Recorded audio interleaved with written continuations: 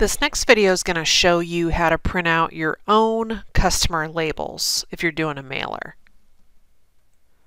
So to do that, you're going to click on Reporting up at the top,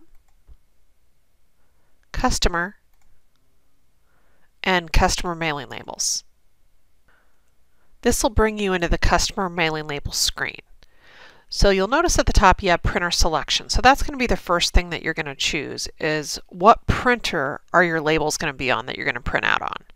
So you select that printer, whether it's a LaserJet printer or whether it's a barcode label printer. And then to the right you have the printing format. So if you're going to a Zebra printer, which is like a barcode label printer, you would select that. Or if you're going to a laser or inkjet, you would select that. And then you're going to click on the drop down for label template. The default is the Avery 5160, the 3x10 sheets, but if for some reason you or we have created a label template for you, you will see that available there as well. The output method is always defaulted to PDF, which is just where you can view it. There's also Excel and comma delimited. Then we have all of our tabs. This is set up just like the customer list report, so you can be selective on the criteria that you want. So if you wanted your entire customer list, we would just leave all of these fields blank. We wouldn't select anything.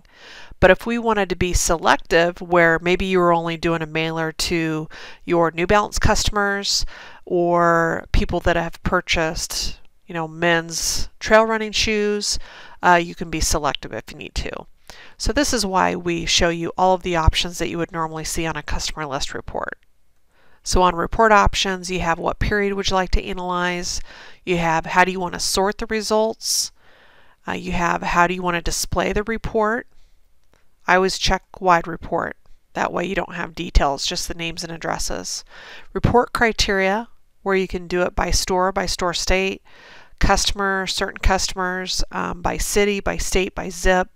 And then if you have any custom entries, you can be selective that way.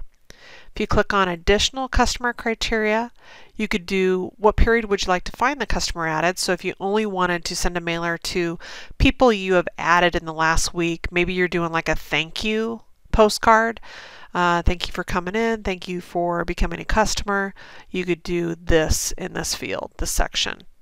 There's also what period would you like to find last sale.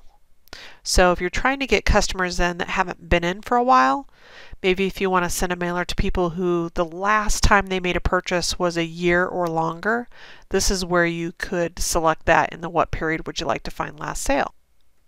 If you keep track of birthdays, maybe you're sending out birthday postcards or a card, you can, maybe for the month of March or a birthday period, you can select that in that area. And then there's how would you like to filter the sales.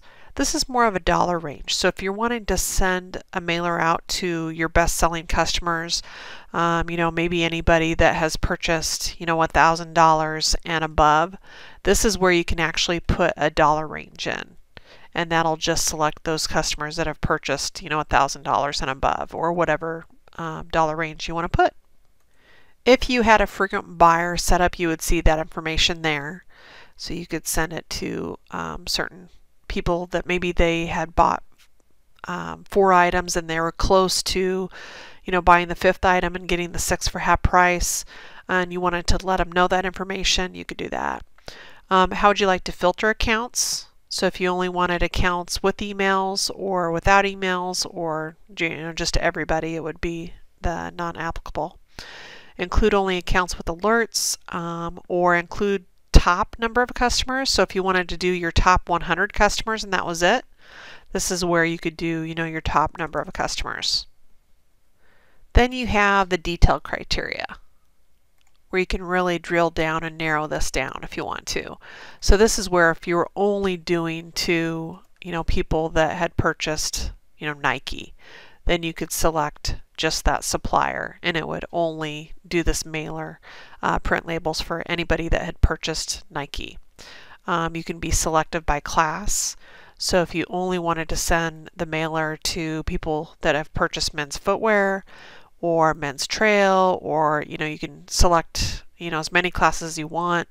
This is where you can check what classes you want. by SKU, if you wanted to do it by SKU or SKUs. By column would be your size. By row would be like your width in most cases. You have product custom entries. You have by return code, by promotion code, by salespeople. And then this is where I use the date range. What period do you want to find any sale? So this is where you can select what period do I want to look at. You know, just today, just yesterday. If you want to put in the date range that you want, you know, you can do that there. Month to date, previous month, you can select whatever you want here. But this is where I like to put in my date range when I'm doing the date range. You can do what is the range of ticket quantities sold, and then how would you like to filter the sales. So here, since I'm on this screen, if I wanted to know anybody that had spent $300 and above just on Nike, then I would put that dollar range down there and I would select Nike for my supplier. Then it only looks at people that have spent $300 and above for Nike. But if I want to do my entire mail list, I can just leave all of those options blank on each tab. Once I'm ready, my suggestion is that you preview this first. So down at the bottom there's a button that says preview. You'll want to click on that.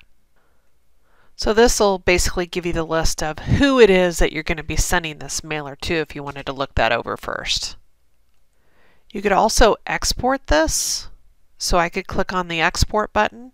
Maybe someone else was doing the mailer for me and I just wanted to provide the list for them and they were going to print the labels out for me. Then I could click on this export at the bottom.